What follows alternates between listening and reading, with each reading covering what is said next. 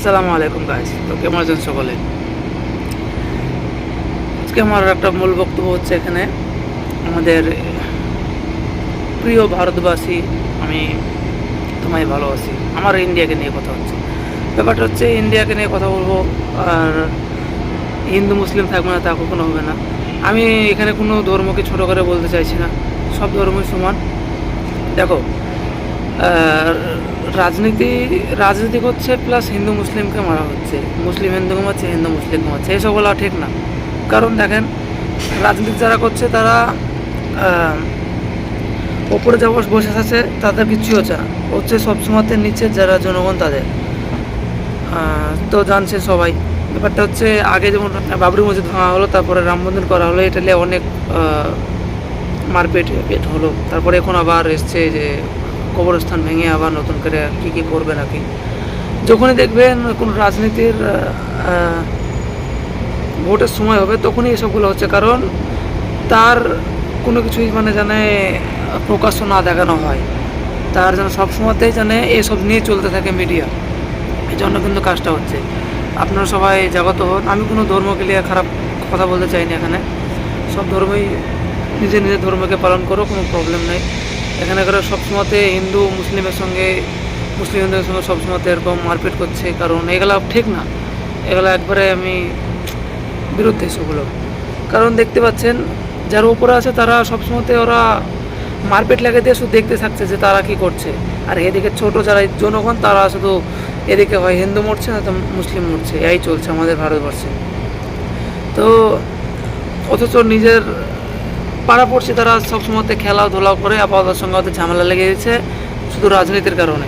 কারণ ওরা রাজনীতিতে শুধু কী করতে চাইছে, ওরা নিজের জিতার জন্য সবসময়তে হিন্দু মুসলিমের কী বলবো দাঙ্গা লেগে দিচ্ছে। এবার হিন্দু মুসলিমকে দেখছে, মুসলিম হিন্দুকে দেখছে, এভাবে চলছে, আর নিরীহ মানুষ মারা যাচ্ছে। এভাবে করা ঠিক না। তো আপনারা সব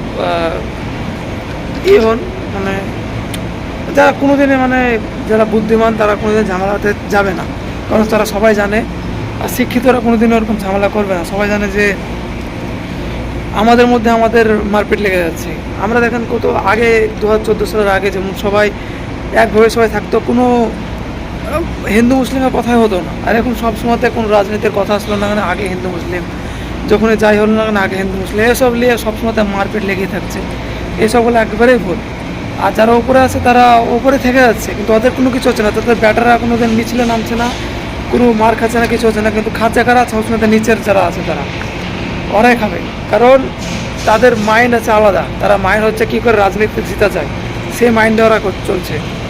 এখন যেমন এখন সবসময়তে সেই বিল পাস করছে, এনআরসি যেমন তাই করে সবসময়তে কী করছে, যারা গরিব আছে তাদের সবসময়তে অসুবিধা, সবসময়তে জিনিসের দাম হাই হয় সবসময়তে এগুলোই চলছে আমাদের ইন্ডিয়াতে। সৌদি আরবে যখন আমি আছি এখন, কোনো এখানে করে কোনো ঝামেলা নাই, কিছু নাই, সৃষ্টি নাই, কিছু না। সবসময়তে সবাই নিজের কাজ নিয়ে ব্যস্ত। এখানে কোনো দিন দেখলাম না যে এদিকে দাঙ্গা হচ্ছে, এখানে রাস্তা ব্লক, কিচ্ছু নয়। সবসময়তে সবার মধ্যে একটা মিল মোহাম্মদ এরকম চলছে। আর এখন এখানে কি বেকার সব জীবন, সবসময়তে ইন্টারনেট বন্ধ, ঝামেলা মারপিট এই হয়। তো প্রকৃত শিক্ষিত কোনো দিনই ঝামেলা মারপিট করবে না, এটা হচ্ছে স্বাভাবিক। আপনারা জাগ্রত হন যে ওপরে মহল যেমন তাই করছে, কোনো হিন্দু মুসলিম ভাই থাকে, তাহলে মারপিটের মধ্যে না থাকেন। কারণ মারপিট যখন করবেন হয় ভাববেন আপনার গায়ে পড়বে একটা খা, ঠিক আছে? এটা হচ্ছে ভুল বক্তব্য। মারপিটে না থাকেন না, সবাই সুস্থভাবে ভাই বন্ধুর মতো থাকেন। এই বক্তব্যটা দেওয়া ছিল আমার জন্য। বাই বাই, আসছে নেক্সট পরের টপিকে।